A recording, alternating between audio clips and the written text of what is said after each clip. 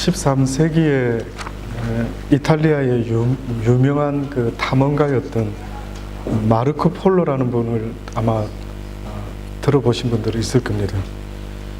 이 마르코 폴로라는 이 탐험가가요, 당시에 미지의 세계였던 중국으로 건너가가지고 17년 동안이나 중국에 살면서요, 보고 느꼈던 것들을 책으로 쓰기 시작했습니다. 그래서 그가 조국으로 돌아와서 동방견문록이라고 하는 이 책을 써서 아마 주변 사람들에게 소개했던 것 같아요. 주변의 친구들이 이 책을 읽고요, 그에게 찾아와서 이런 이야기를 합니다. 특히 그가 죽기 직전에 찾아와 가지고 그 친구들이, 자네가 그 책에서 도무지 우리가 믿을 수 없는 이야기를 잔뜩 기록해 놓은 것 같은데, 이제라도, 이제 죽기 전이라도 진실을 좀 밝혀주면 좋겠네. 그 책의 모든 내용이 자네의 상상으로 써진 것이 아닌가 라고 이렇게 묻는 겁니다. 그래서 이 마르코 폴로라는 사람이요, 임종 직전에 그 묻는 친구들에게 이렇게 말합니다. 아닐세, 내가 책에 쓴 것은 모든 진실이네. 사실 나는 내가 보고 겪었던 것에 절반도 다 쓰지 못했네 라고 이야기를 하는 겁니다. 여러분 한번 상상해 보십시오.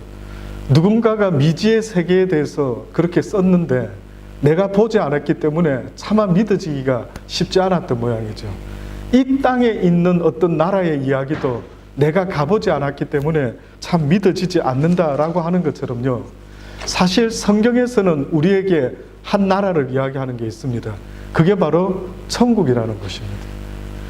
많은 사람들이 천국에 대해서 들어도 보고 지옥에 대해서 들어도 보는데요, 이것을 믿는 사람도 있지만 믿지 못하는 사람도 상당히 많습니다. 예수님은 천국에 대해서 마태복음에 32번이나 말씀하셨고, 또한 4번은 하나님의 나라라는 표현으로 말씀하셨어요. 복음서 전체에서 예수님이요 67번이나 천국이 있다라는 이야기를 했습니다. 한 가지 이야기를 67번이나 계속해서 반복하며 이것이 진실이다, 이것이 진실이다, 이렇게 말씀하고 있는 겁니다. 뿐만 아니라 낙원이란 말, 파라다이스라는 표현으로 사도 바울도 사도 요한도 계속 성경을 통해서 우리에게 증거하고 있습니다. 천국의 이야기뿐만 아니라 성경에는요, 지옥의 이야기도 있습니다. 지옥 이야기도 13번이나 있고, 또한 지옥의 대기 장소로 음부라는 단어도요 99번이나 나오고 있습니다.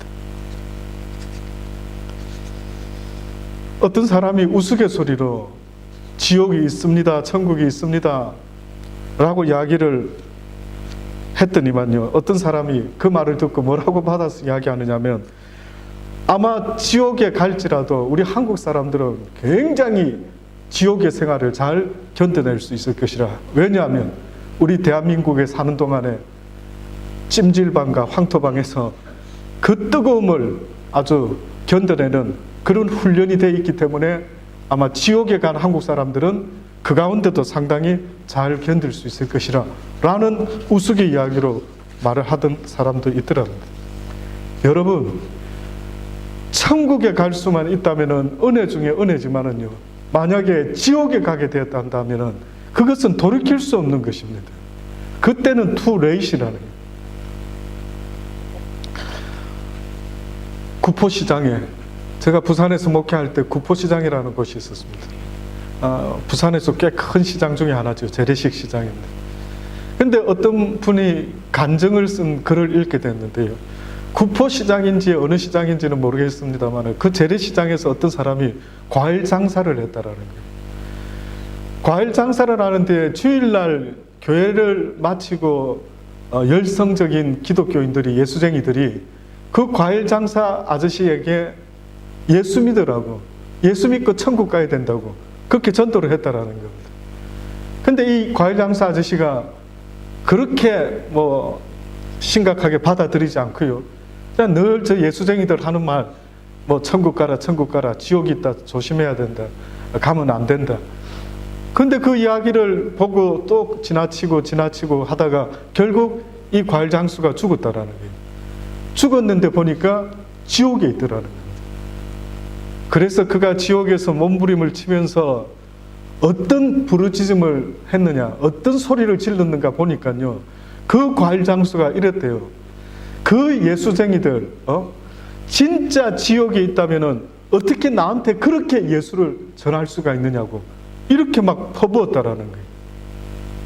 무슨 말이냐면은 진짜 지옥이 있고 천국이 있다라고 했다면은 어떻게 그렇게 전도지 한 장 주면서 예수 믿으라고 그렇게 간단하게 말할 수가 있느냐. 좀 더 붙잡고 진지하게 정말 예수를 믿어야만 된다라고. 예수 믿지 아니하면 큰일 난다고. 아무리 당신이 이 땅에서 무슨 일을 하며 살았을지라도 예수 믿지 않고 살다가 죽게 되면은 지옥에 가게 된다라고. 그래서 그곳에서는 돌이킬 수 없는 일이 생긴다라고. 그렇게 중요한 이야기를 어떻게 그렇게 간단하게 전할 수가 있느냐라고 그 과일 장수가 아주 막 부르짖었다라는 거예요. 그렇습니다, 여러분. 아마 여러분도 혹시나요, 우리가 이렇게 신앙생활 하다가 지옥에 가버리고 말았어요. 그러면 아마 여러분 저한테 원망할 수 있을 겁니다.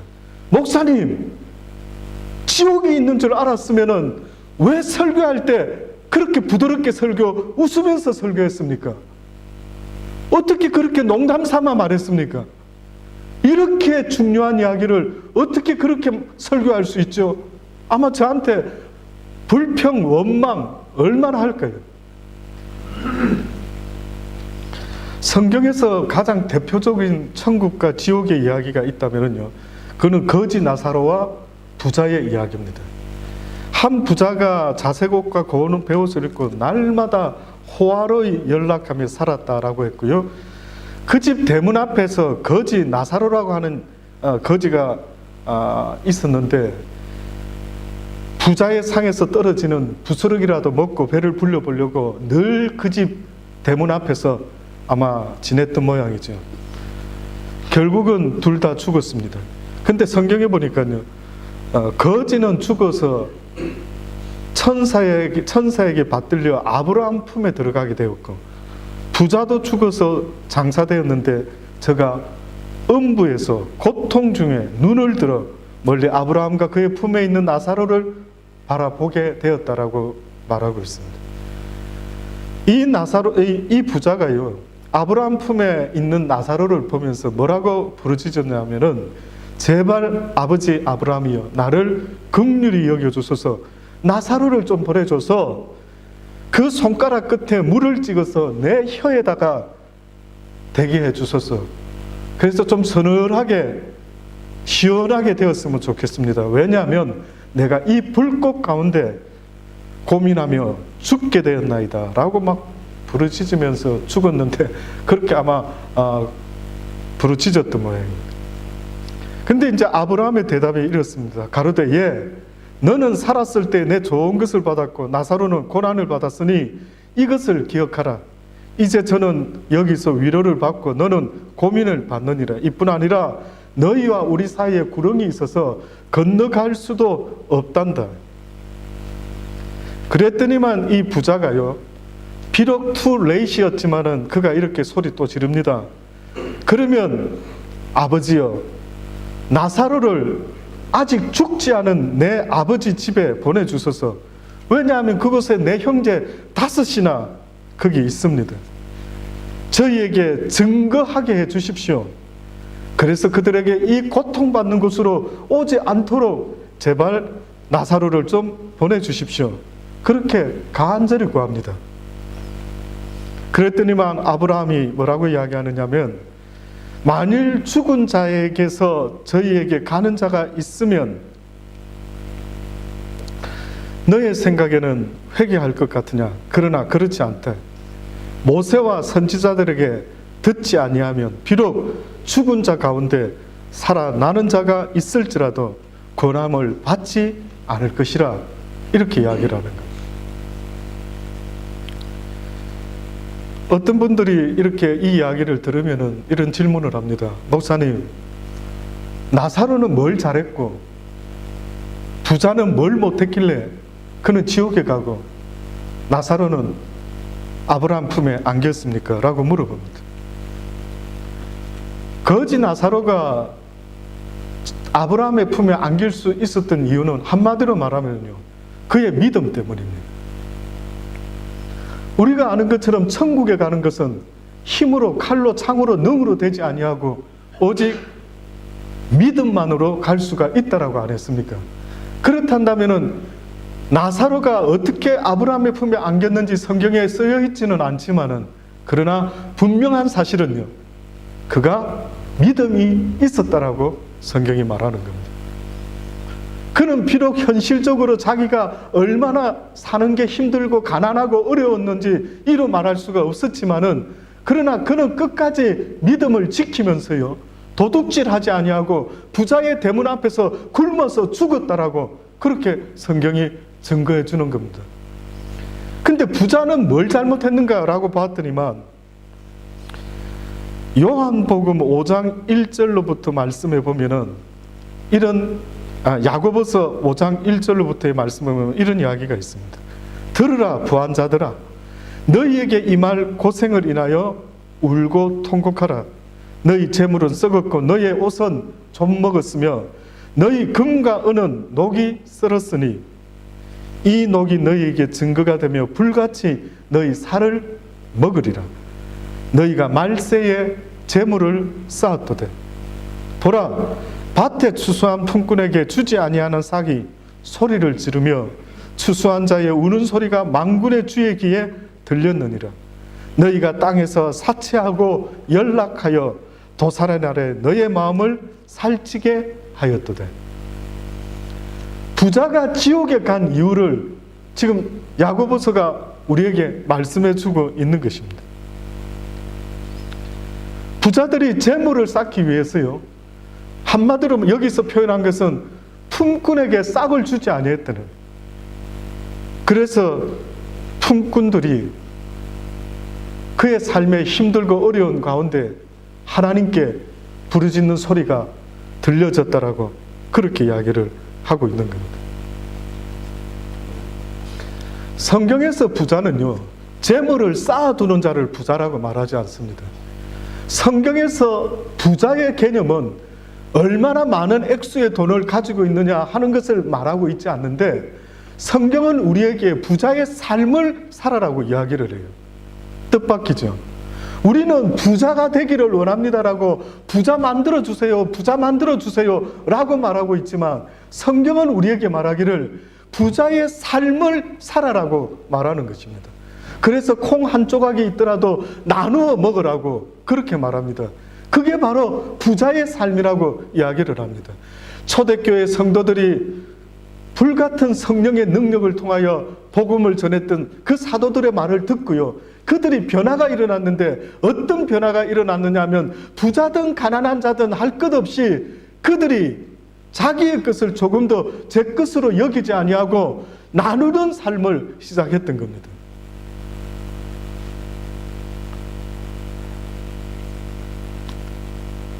그런데 이 부자는 자기 집 대문 앞에서 굶어 죽어가고 있는 이 거지 나사로를요, 돌보지를 안 했던 것입니다.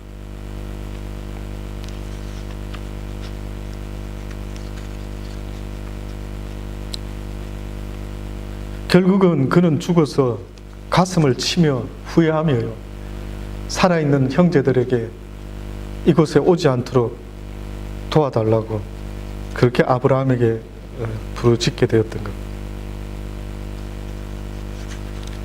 이 천국을 전하기 위해서 많은 하나님의 사람들이 복음을 전하고 있습니다.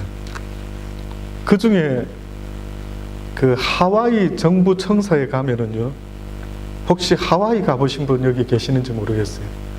하와이 정부 청사에 가면은 그 정부 청사 앞에 어떤 사람의 동상이 있는데 얼굴이 흉터로 일그러져 있는 그런 사람의 동상이 거기 서 있어요. 도대체 이 사람이 뭐 어떤 사람이길래 얼굴에 흉터가 있는, 이런 곰보딱지 같은 흉터가 있는 사람의, 거기 보니까 이름이 다미엔이라는 신부입니다. 다미엔이라는 신부가 어떻게 하와이 정부청사 앞에요 그렇게 동상으로 서 있는지, 원래 벨기에 태생이었다고 합니다. 근데 이분이 나병 환자의 아버지로 불리면서요, 많은 이들에게 귀감이 되고 또 많은 사람들이 그를 존경하게 되었고요. 그래서 그가 죽고 난 이후에 하와이 정부청사 앞에 여러 훌륭한 분들도 많이 있었겠지만 이분의 동상을 세워놨던 겁니다. 이분이 굉장히 부잣집에서 태어났는데 그가 예수를 만난 다음에요, 그의 모든 재산을 다 가난한 자들에게 나눠주고 선교의 길을 떠나게 됩니다. 하와이 군도에 있는 몰로카이 섬으로 그가 선교를 가게 됩니다. 우리나라 옛날에도 소록도라는 곳이 있었던 것처럼 하와이에도 바로 몰로카이라는 섬이 있었는데 여기는 나병 환자들이 모여서 사는 곳이었습니다. 신부가 처음에 이곳에 와서 나병 환자에게 복음을 전합니다. 그런데 사람들이 그 신부의 복음을 받아들이지를 않는 겁니다. 그래서 그가 어느 날 움막에 있는데 사람들이 하는 이야기를 듣게 됩니다.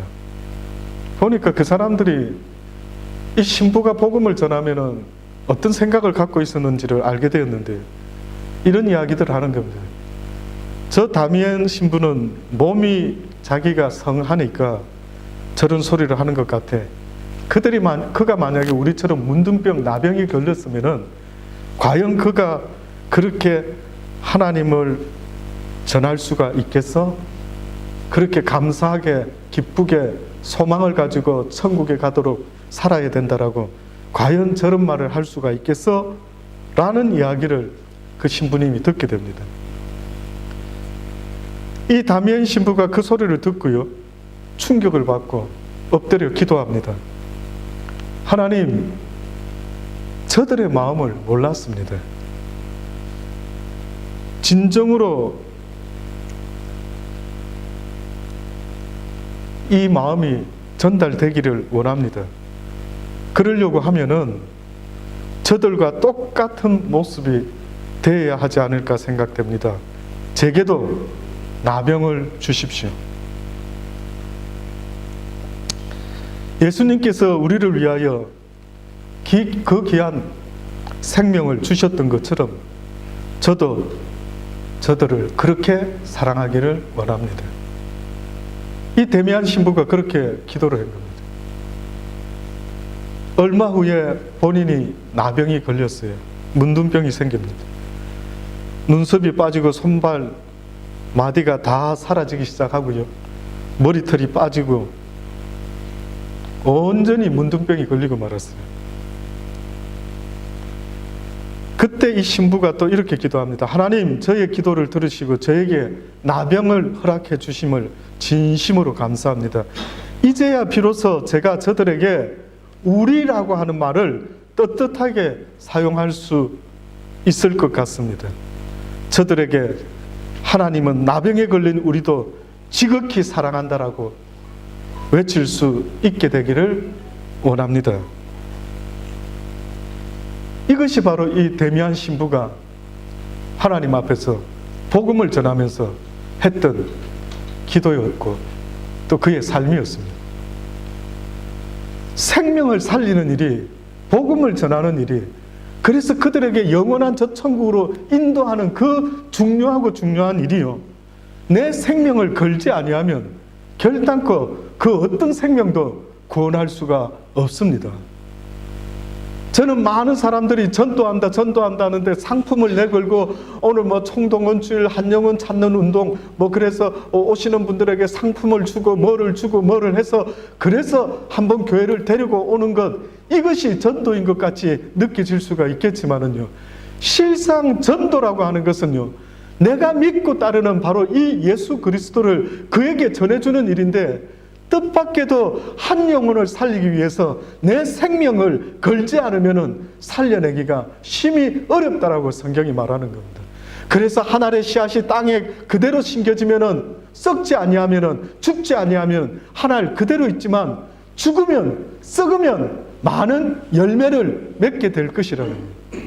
그래서 희생이 없이는 생명을 잉태할 수가 있는 것처럼 희생이 없으면 그 생명을 잉태할 수가 없다라고 성경이 말씀하고 있는 겁니다. 성경에 나오는 백부장이라고 하는 사람의 이야기가 있습니다. 예수님께서요, 어느 한 백부장을 만나게 되는데 그의 하인 때문에, 백부장이 자기의 종 때문에 그 생명을 어떻게 그렇게 사랑할 수 있었는지 예수님을 만나서요, 자기의 하인을 낫게 해달라고 그렇게 간청합니다. 그래서 예수님이 가자, 내가 너희 하인을 낫게 해주리라 라고 하는데, 뜻밖에도 이 백부장이 한다라는 말이, 주님이 내 집에 오시는 것을 내가 감당할 수가 없겠습니다. 나도 내 수하에 부하들이 있는데 내가 말하면은 그들이 듣습니다. 그러니 주님께서 말씀만 해주신다면은 내 하인이 병이 낫겠습니다. 자, 이런 이야기들을 나눕니다.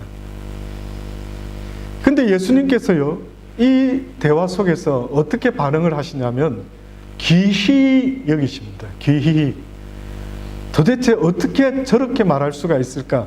아주 기이하게, 너무 뜻밖에, 너무 놀랍게, 너무 상식을 넘어서게 어떻게 저 사람은 저렇게 기이 말할 수 있을까라고 놀라시면서, 내가 이스라엘 중에 아무도 이만한 믿음을 보지를 못했더라고요. 그러면서 이런 약속을 합니다. 동서로부터 많은 사람이 이르러 아브라함과 이삭과 야곱과 함께 천국에 앉으려니와 나라의 본 자손들은 바깥 어두운 데 쫓겨나 거기서 울며 이를 갈미 있으리라. 백부장에게 예수님이 말씀합니다. 내 믿은 대로 될지어다. 백부장이 하인을 위해서 예수님을 찾아서 병을 낫게 해달라고, 그가 고통 중에 있습니다, 그 생명을 긍휼히 여겨주십시오 라고 했는데요, 그렇게 마음을 쓰고 그런 선한 일에 애를 썼던 그 백부장에게 예수님이 약속을 했어요. 그게 뭐였느냐 하면은 아브라함과 이삭과 야곱과 함께 천국에 앉게 될 것이라. 하인의 병이 낫기만 해도 응답을 받은 건데, 뜻밖에도 하인은 병이 낫는 응답을 받았는지 모르지만은요, 그 하인을 낫게 하기 위해서 예수 그리스도를 찾아왔던 백부장에게 하나님은 예수님은 약속했느냐면, 네가 아브라함과 이삭과 야곱과 함께 천국에 앉게 될 것이라라고 그렇게 약속을 하신 겁니다. 예수님의 첫 번째 말씀도, 세례 요한의 첫 번째 외침도요, 회개하라, 천국이 가까웠더라. 하나님은 우리에게 천국을 주기를 원하고 계십니다. 요한복음 14장 1절로 보면 너희는 마음에 근심하지 말라. 하나님을 믿으니 나를 믿으라. 내 아버지 집에 거할 곳이 많도다. 그렇지 않으면 너희에게 일렀으리라. 내가 너희를 위하여 처소를 예비하러 가노니. 예수님이 이 땅에 떠나시면서 남겨진 제자들에게 유언적으로 말하는 것은요, 내가 이 땅에 너희들을 영원히 내버려 두는 것이 아니라 너희는 이 땅에 잠시 있다 가는 나그네와 같은 인생이라. 너희의 인생의 목적지는 이 땅의 그 어느 곳이 아니라 하나님의 나라가 되어야 된다라고 그렇게 말씀하는 겁니다. 이 세상은 두 가지 길밖에 없다라는 겁니다. 하나는 천국으로 가는 길이 있고 또 하나는 지옥으로 가는 길이 있다라는 거예요. 여러분은 지금 이 순간에도 살아가고 있는 여러분의 삶의 길이요, 뜻밖에도 지금 천국으로 향하여 가고 있는지 지옥을 향해서 걸어가고 있는지 이 두 종류의 길밖에 없다라는 거예요. 결국은 이렇게 밥 먹고 이렇게 일하며 살아가다가 천국의 길을 간 사람은 결국은 영원한 천국에 도착하게 되지만, 이 이렇게 먹고 살고 놀고 게임하고 쓸데없이 시간을 보내고 이렇게 살다가는 지옥의 길을 가게 된대. 결국 죽으면은 지옥에 간다라는. 두렵습니까? 왜 두려움을 줄까요?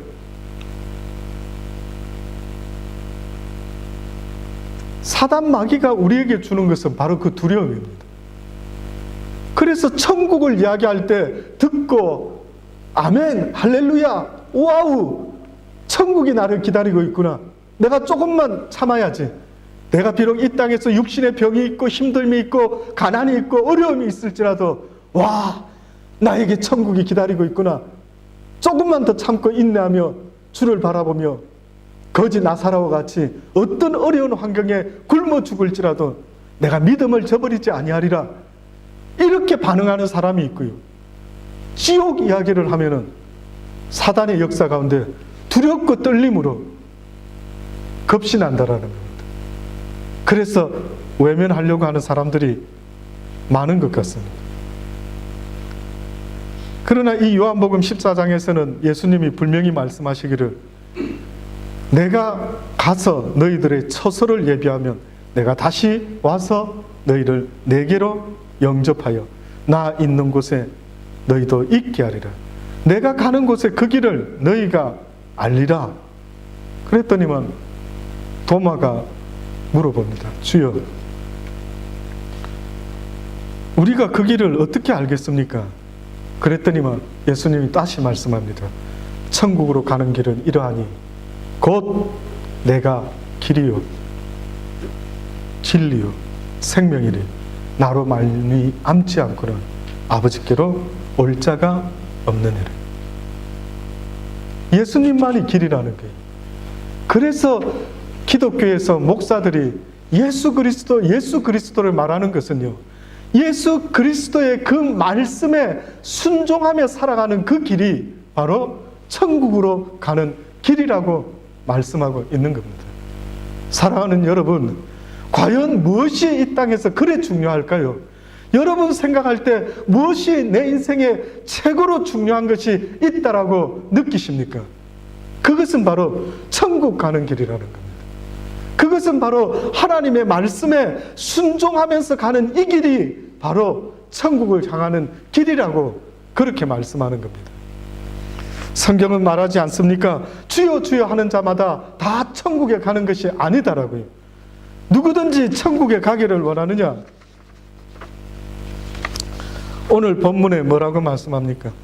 나더러 주여 주여 하는 자마다 천국에 다 들어가는 것이 아니요 하늘에 계신 내 아버지의 뜻대로 순종하며 행하는 자가 들어갈 것이다. 그날에 많은 사람들이 나더러 와가지고 주여 우리가 주의 이름으로 선지자 노릇했고 주의 이름으로 귀신을 쫓아내는 능력도 행했고 주의 이름으로 많은 일들을 했습니다.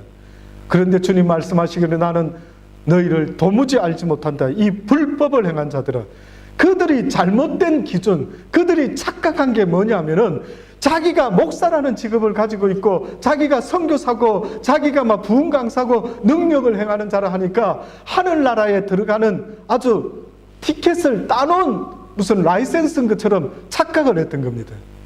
뜻밖에도 이렇게 쓰임을 받을 수는 있을지 몰라도 하나님이 써먹을 수 있을지 몰라도 그러나 결단코 이들이 천국에 올 수 있는 것은 내가 목사를 했기 때문에 천국 가고 내가 선교사를 했기 때문에 천국 가는 것이 아니라 하나님의 말씀대로 뜻대로 순종하는 삶을 살았을 때에 가능하다라고 그렇게 말씀을 했던 겁니다. 그래서 뭐라고까지 표현을 합니까? 누구든지 나의 이 말을 듣고 행하는 자는 그 집을 반석 위에 지은 지혜로운 사람 같으니 비가 내리고 창수가 나고 바람이 불어서 그 집에 부딪히되 무너지지 않을 것이라. 그러나 나의 이 말을 듣고 행치 아니하는 그 자는, 말로만 주여 주여라고 이야기하는 그런 자들은 자신의 인생의 집을 모래 위에 지은 어리석은 사람 같으니 비가 내리고 창수가 나고 바람이 불어 그 집에 부딪힘에 그 무너짐이 매우 심하게 될 것이라. 사도 바울로 치자면은 선지자 중에 선지자였습니다. 위대한 선지자. 그래서 수많은 신학도들이 바울 신학을 연구할 정도로 위대한 전도자였어요. 그런 사람은 천국 앞자리에 가는 게 당연하겠죠. 그런데 사도 바울이 천국의 앞자리에 갔던 것은 그가 복음을 전하는 일을 했기 때문에 간 것이 아니더라고요. 뜻밖의 놀라운 것은 사도 바울이 뭐라고 말하느냐 하면, 오라 나는 공고한 자라는 거예요. 내 육신의 사망의 법이 날마다 나를, 복음을 전하는 나를 사로잡아 오는 것을 내가 늘 느끼며 보고 있다. 나의 심령은 하나님으로 인하여 기뻐하고 즐거워하고 그 말씀을 들을 때마다 가슴이 벅차고, 그래서 복음을 전하는 이런 일을 하고 있지만은 내 육신의 또 다른 법은 날마다 나를 사로잡아 오는 것을 내가 보는도다. 그러면서 그가 날마다 나는 나의 육신의 법을 쳐서 복종시키노라라고 그렇게 말했던 거예요. 다시 말하면 그 사람도 날마다, 그 사도 바울도요, 하나님의 말씀을 가지고 순종하지 못하게 하는 육신의 사망의 법을 쳐서 복종시키면서 그렇게 살아간다라고 고백을 했던 거예요. 바울을 가만히 뒀겠습니까? 사단이가 바울을 가만히 두겠습니까? 어떻게 하든 잡아 죽이려고, 복음을 못 전하게 하려고, 천국을 소개하지 못하도록 잡아 죽이려고 얼마나 애를 썼겠습니까? 바울이만, 어떤 면에서는 바울은 복음 전하는 것은 쉬웠는데 자기의 육신의 또 다른 법하고 싸우는 게 너무너무 힘들었던 겁니다. 그래서 그분은 날마다 나를 쳐서 복종시킨다라고 그렇게 이야기를 했던 겁니다. 성경에 많은 이야기들이 천국하고 연관이 되어 있어요. 한편 강도가 죽기 직전에 십자가에 달려있을 때에 예수님에게 뭐라고 말합니까? 우리는 죽어 마땅하지만 주님은 그런 분이 아니시죠. 주여, 당신의 나라가 임할 때에 나를 기억하여 달라. 그때 예수님이 뭐라 합니까? 오늘 밤 네가 나와 함께 낙원에 있게 될 것이다. 사모하는 자가 없게 되는 것입니다. 사랑하는 여러분, 여러분의 삶의 목적지는 천국이라는 사실을 잊지 마세요. 이 땅은 언제 어떻게 죽을지 누구도 알지를 못하는 겁니다. 언제 어느 때 더 예수를 믿을 수 있는 시간이 있을지, 교회 다니는 시간이 얼만큼 나에게 주어져 있을지, 예수를 믿고 순종하며 사는 시간들이 나에게 얼마나 더 있을지 아무도 예상 못하는 겁니다. 오늘 밤에라도 하나님이 내 영혼을 거둬가면, 오늘이라도 길을 가다가 교통사고로 어떻게 내 인생이 있어서 마지막이 될지 그 누구도 알지 못하는 거예요. 그래서 하나님 말씀하는 겁니다. 투 레이시 되기 전에, 더 늦기 전에 너희가 날마다 하나님의 나라를 바라보고 하나님의 뜻대로 순종하며 행하는 복된 하나님의 사람들이 되어라고 우리에게 말씀해 주고 있는 것입니다. 만일 내 손이 너를 범죄케 하거든 찍어버리라. 불구자로 영생에 들어가는 것이 두 손을 가지고 지옥 꺼지지 않는 불에 들어가는 것보다 낫느니라. 만일 내 발이 너를 범죄케 하거든 찍어버려라. 절뚝발이로 영생에 들어가는 것이 두 발을 가지고 지옥에 던지우는 것보다 나으니라. 만일 내 눈이 너를 범죄케 하거든 빼어버려라. 한 눈으로 하나님의 나라에 들어가는 것이 두 눈을 가지고 지옥에 던지우는 것보다 나으니라. 거기는 구더기도 죽지 않고 불도 꺼지지 아니하느니라. 사람마다 불로서 소금 치듯함을 받을 것이라. 우리 모두 천국 가실 수 있게 되기를 간절히 주의 이름으로 축원합니다. 기도하십시다. 좋으신 아버지 하나님, 그렇습니다. 잠시 있다 살다가 떠나는 이 세상에 마음을 빼앗기고 시간을 낭비하며 살아가는 불쌍한 삶을 멈출 수 있도록 은혜 베풀어 주옵소서. 세상에서 무엇이 가장 값진 것인지, 세상에서 무엇이 가장 보배로운 것인지 우리는 들어서 알게 되었으니 이제는 그 보배를 잃어버린 자들이 되지 않도록 도와주시고, 이 값진 것을 사람들에게 전해줄 수 있는 주의 복음의 통로가 될 수 있도록 은혜 베풀어 주옵소서. 그들이 아마 지옥에 가게 되면 우리를 원망할 것 같습니다. 왜 지옥이 있는 것을 알아놓고도 왜 그렇게 간절하게 우리에게 전해주지 않고 그렇게 대충 이야기를 해서 내가 믿지 못하게 되었을까? 아마 우리를 원망하며 불만을 말하지 않겠습니까? 하나님, 아직도 천국을 알지 못하고 지옥이 있음을 알지도 못하는 저들에게 이 두 길이 있음을 그들에게 알려줄 수 있는 우리의 남은 날의 삶이 되게 도와 주옵소서. 예수님의 이름으로 기도합니다. 아멘.